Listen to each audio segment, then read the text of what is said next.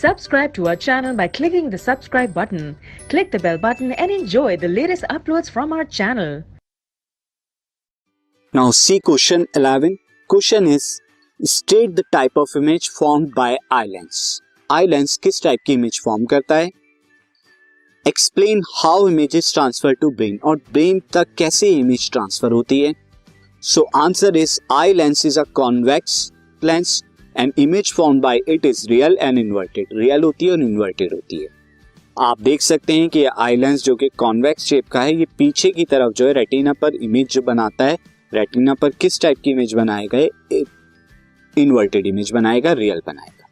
Now when retina पर जब image बन जाती है तो ऑप्टिक नर्व के थ्रू ये ब्रेन तक हम पहुंचाते हैं.